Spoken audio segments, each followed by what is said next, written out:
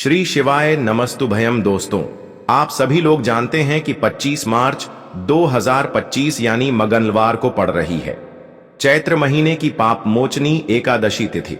और दोस्तों, यह वह तिथि है जो चैत्र महीने में पड़ने वाली सबसे बड़ी तिथि है, क्योंकि यह मंगलवार के दिन पड़ रही है और इसका बहुत ही बड़ा और विशेष महत्व होता है। पूज्य गुरु जी ने कहा है, अगर कभी भी मौका लग जाए और चैत्र महीने की एकादशी मंगलवार को पड़ जाए तो आप लोगों को 21 चावल के दान का उपाय तो अवश्य ही करना चाहिए। इन दोनों का संयोग बहुत ही कम आता है।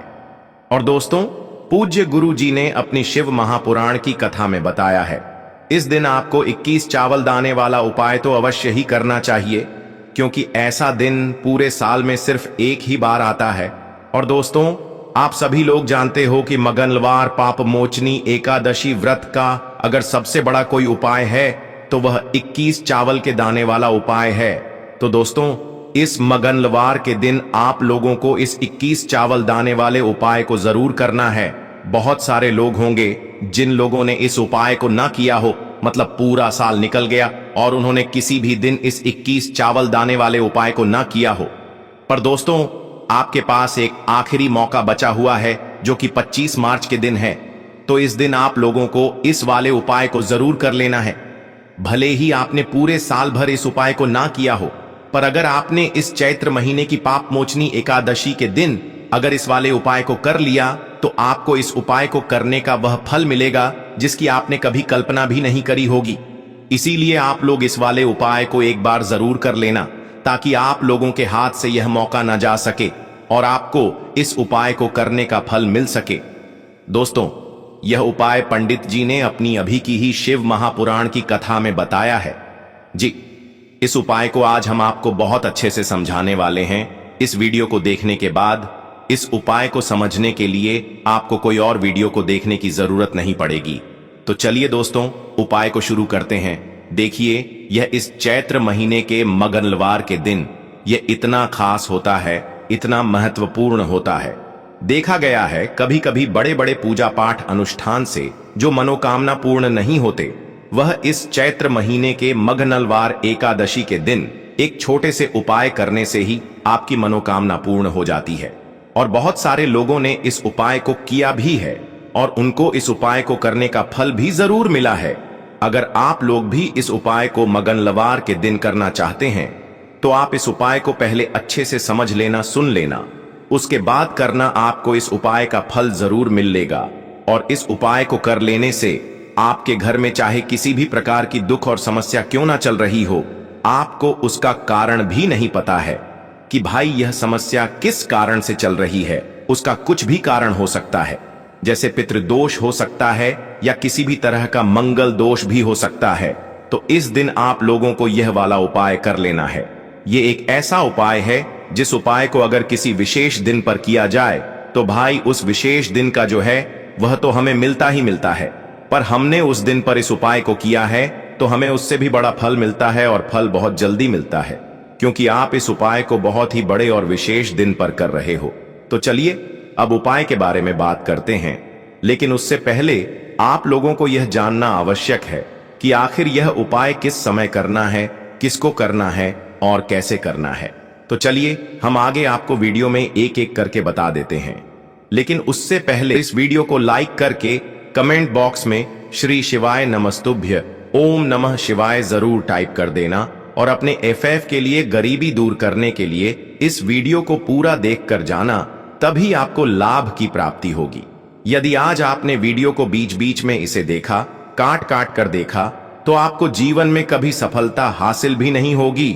तो दोस्तों, इस 21 चावल के दाने वाले उपाय को हमें इस मंगलवार के दिन कैसे करना है, किसको करना है, किस समय करना है और कहां पर करना है, यह सारे सवालों के जवाब आपको इस वीडियो में मिल जाएंगे। और जो यह वीडियो देखेगा भाई, उसको 21 चावल के दाने वाला उपाय जरूर करना चाहिए, क्योंकि इस दिन एक चावल के दाने का भी बहुत ही बड़ा और विशेष महत्व होता है।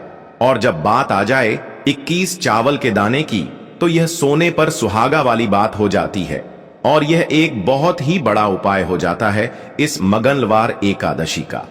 तो अब दोस्तों, इस 21 चावल के दाने वाले उपाय को आखिर करना किसको है?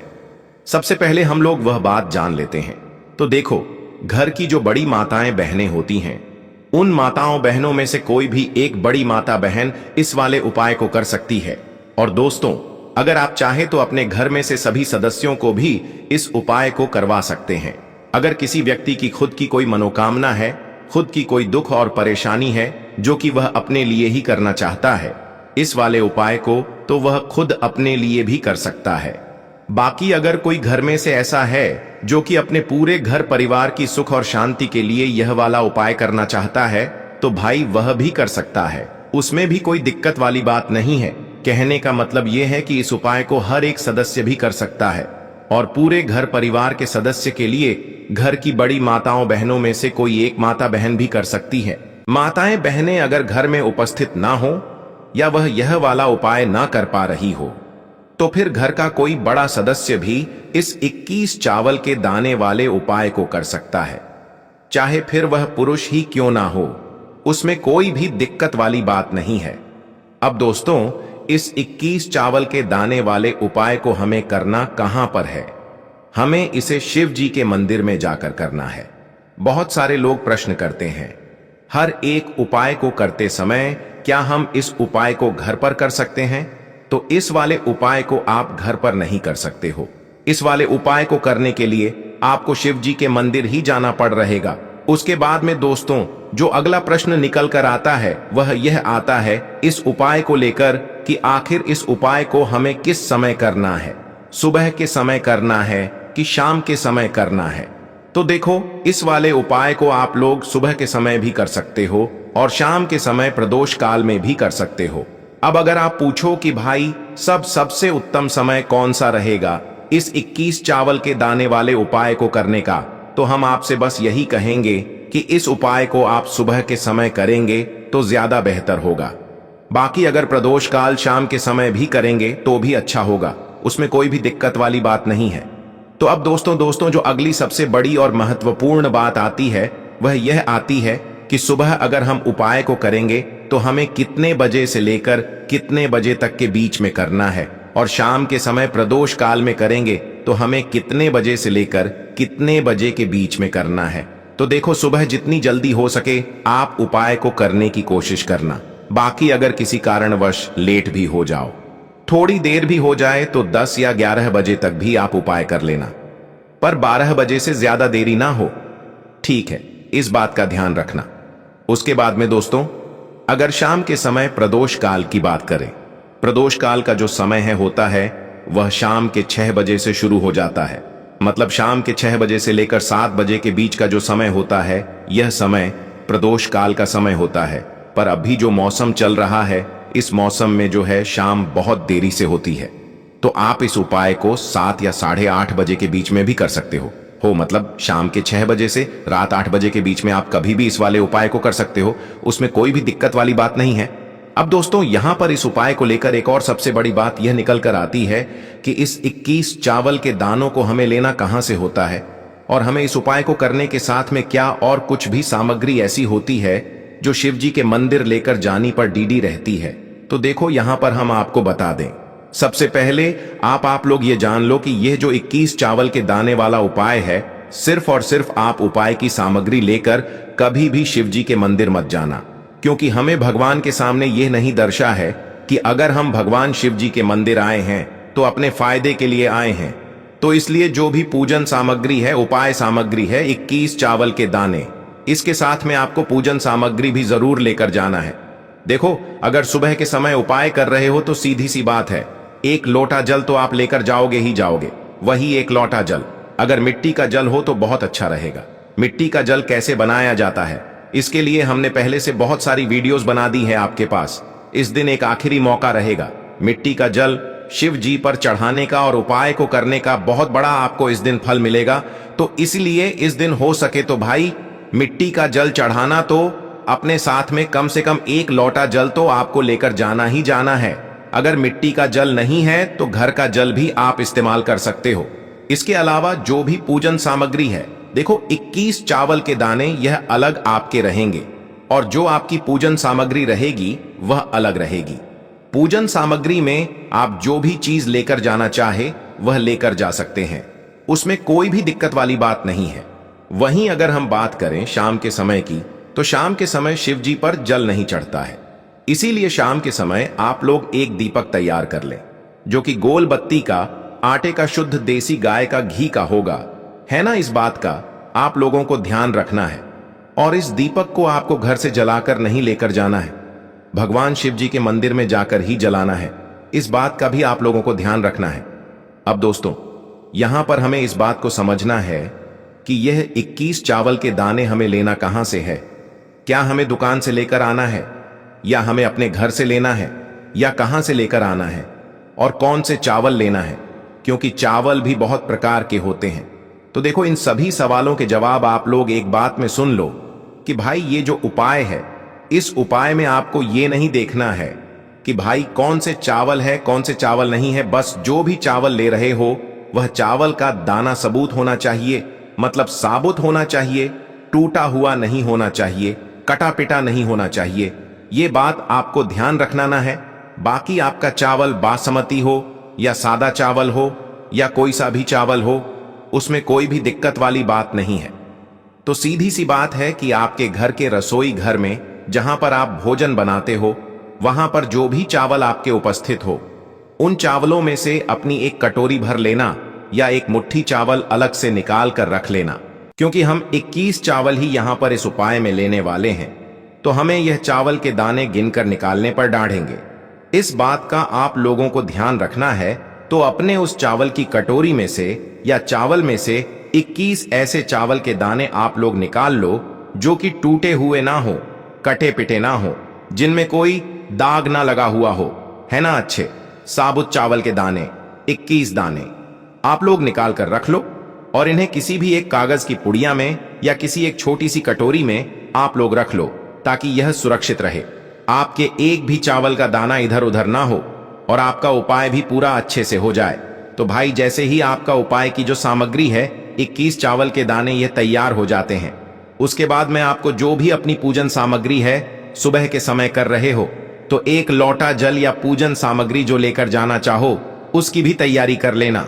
और शाम के समय जा रहे हो तो भाई अपना जो दीपक है उसे तैयार कर लेना, ठीक है। और उपाय को करते समय शुद्धता का विशेष रूप से ध्यान रखना, ठीक है। सुबह सुबह स्नान करने के बाद ही उपाय को करने की आप लोग तैयारी करना। उसके बाद अगर शाम के समय की बात करें तो शाम के समय आपको स्नान करने की जरूरत नहीं है, पर शुद्धता का ध्यान रखना है। आपको स्नान तो नहीं करेंगे, आप हाथ मुंह धोकर भी इस वाले उपाय को शाम के समय प्रदोष काल में कर सकते हैं, इसमें कोई दिक्कत वाली बात नहीं है। तो आप अपने उपाय की पूरी सामग्री तैयार करके आपके पास ही में जो आपका शिव मंदिर हो वहां पर पहुंच जाइए। सबसे पहले शिव मंदिर में जाकर आप लोगों को उपाय नहीं करना है, पहले भगवान के दर्शन करना है, भगवान से आशीर्वाद प्राप्त करना है। फिर शिव जी की शिवलिंग के पास में आना है। शिवलिंग के पास में आने के बाद आप जो पूजन सामग्री लेकर आए हुए हैं, जैसे कि सुबह गए हुए होंगे, तो एक लोटा जल और जो भी पूजन सामग्री लेकर आए हैं, आप उनसे भगवान शिव जी की पूजन कीजिए। सबसे पहले तो एक लोटा जल ही चढ़ेगा, उसके बाद में आपकी पूजन सामग्री चढ़ेगी। उसके बाद में अगर दोस्तों शाम के समय अगर आप इस उपाय को कर रहे हो, तो अपने साथ में कम से कम एक जो दीपक है गोल बाती का, जो आप अपने साथ में लेकर गए हो, उस दीपक को मंदिर में जाकर अपनी माचिस से जलाना है और उस दीपक को शिवलिंग के पास में रखना है, ठीक है। इस दीपक को रखने के बाद ही आप लोगों को अपना यह वाला उपाय शुरू करना है, और दीपक को ज्यादा पास में मत रखना। वैसे भी गर्मी पड़ रही है, भगवान शिव जी को आंच नहीं लगनी चाहिए, है ना। तो भाई, जैसे ही आपकी पूजा अर्चना हो जाती है, आप भगवान शिव जी को प्रसन्न कर लेते हैं। उसके बाद में शिवलिंग के पास ही में आप कहीं पर बैठ जाइए, सामने या आसपास जिस जगह पर आपको बैठना हो वहां पर बैठ जाइए, और अपने वह 21 चावल के दाने अपने सामने निकाल कर रख लीजिए, क्योंकि अब यहाँ पर उपाय को यहाँ पर करने की आपको तैयारी करना है। और इस तरीके से जब आप उपाय करेंगे, पूजन सामग्री करने के बाद, पूजन अर्चना करने के बाद, तो आपको उपाय का फल बहुत जल्दी और बहुत बड़ा होकर मिलेगा। तो अपने 21 चावल के दाने अपने सामने निकाल कर रख लेना, और यह जो उपाय है यह आपकी सीधे हाथ की हथेली से होगा, इसलिए इस बात का भी विशेष रूप से ध्यान रखना है। तो सीधे हाथ की हथेली का प्रयोग करके ही आप लोग अपना इस वाले उपाय को करना। अपने सामने जो भी आपकी कागज की पुड़िया है उसको खोल कर रख लो, या कटोरी है तो भाई उसे अपने सामने रख लो और अपने वह 21 चावल के दाने निकाल लो। ठीक है। उसके बाद में दोस्तों अब आपको क्या करना है कि शिवलिंग आपके सामने होगी तो आपने वह 21 चावल के दाने एक एक करके आपको शिव जी के शिवलिंग के ऊपर चढ़ाना है। कहां पर चढ़ाना है? शिवलिंग के ऊपर चढ़ाना है और कहीं पर भी नहीं चढ़ाना है। आपको अपने हथेली से तो शिवलिंग के ऊपर चढ़ना है। भले ही फिर वह अपने आप जलाधारी पर गिर जाए या मतलब वहीं पर गिर जाए, उसमें कोई दिक्कत वाली बात नहीं है, पर आप चढ़ाओ शिवलिंग के ऊपर ही। तो आपको क्या करना है? अपना पहला चावल का दाना उठाना है, श्री शिवाय नमस्तुभयम बोलना है और शिवलिंग पर चढ़ देना है। इसी तरीके से दूसरा चावल का दाना उठा है, शिवलिंग पर चढ़ाना है और मंत्र बोल देना है। और फिर तीसरा चावल का दाना उठाना है, श्री शिवाय नमस्तुभयम बोलना है और चर्र देना है। इसी प्रकार से आपको पूरे 21 चावल के दाने एक एक करके शिव जी के शिवलिंग के ऊपर चढ़ाना है और भगवान से प्रार्थना करते जाना है। मतलब प्रार्थना तो आपको आखिरी में करना है, पर हर एक चावल के दाने को चढ़ाते समय श्री शिवाय नमस्तुभयम जरूर बोलना है। उसके बाद ही मैं यह चावल का दाना शिवलिंग के ऊपर आपको चढ़ाना है। जैसे ही आपके 21 चावल के दाने शिवलिंग के ऊपर जाते हैं तो भाई उसके बाद में आपको क्या करना है? भगवान से अपनी मनोकामना बोलना है। मनोकामना भी कब बोलना है? जब आपका 21 चावल का दाना आपके सीधे हाथ की हथेली में हो और आप उसे चढ़ने के लिए जा रहे हो। श्री शिवाय नमस्तुभयम बोलकर उस आखिरी चावल के दाने को शिवलिंग के ऊपर चढ़ा देना और भगवान से फिर अपनी वह मनोकामना बोल देना, जिस मनोकामना के लिए आप लोग अपना यह वाला उपाय कर रहे हो। जिस भी दुख और परेशानी के लिए आप लोग अपना यह वाला उपाय कर रहे हो, उसके बाद में जैसे ही आप अपनी मनोकामना बोल देते हो, आपका यह वाला उपाय पूरा हो जाता है। पर दोस्तों, उपाय को करने के बाद आप लोगों को 2 मिनट भगवान शिव जी के मंत्र का जाप जरूर करना है। और मंत्र का जाप करने के बाद भगवान से एक और बार प्रार्थना करना है अपनी मनोकामना के लिए या अपनी जो भी दुख और परेशानी है उसके लिए। इसके बाद में आप लोग भगवान को देखकर भगवान से प्रार्थना करके उनसे आशीर्वाद लेकर वहां से उठ सकते हैं और अपने घर पर जा सकते हैं। बस दोस्तों, यहां पर यह वाला उपाय पूरा हो जाता है।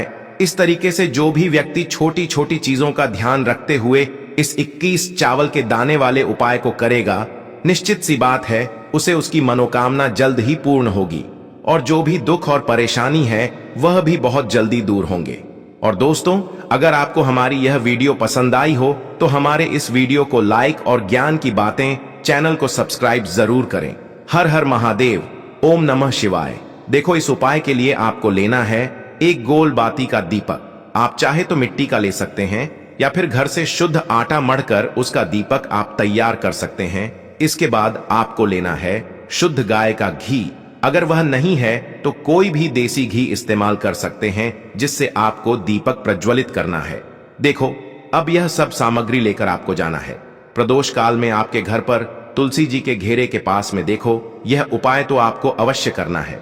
देखो, वहां पहुंचकर सबसे पहले वह दीपक आपको प्रज्वलित कर देना है और ओम नमो भगवते वासुदेवाय नमः का 21 बार जाप करना है। उसके बाद आपको अपने सीधे हाथ में थोड़ी हल्दी लेकर उस दीपक में अपना नाम और गोत्र बोलते हुए डाल देना है। उसके बाद माता लक्ष्मी से आपको प्रार्थना करना है कि हे महालक्ष्मी, हमारी सभी दुख तकलीफों को दूर करो। हे महादेव, हमारे सब दुख कष्टों को खत्म करो। इस भावना से आपको यह उपाय करना है। तो दोस्तों, यह पूज्य गुरु जी द्वारा बताए गए कुछ बहुत ही खास उपाय। अगर आपको जानकारी अच्छी लगी हो तो वीडियो लाइक करिएगा। मिलते हैं फिर एक नए वीडियो के साथ। श्री शिवाय नमस्तुभ्यम।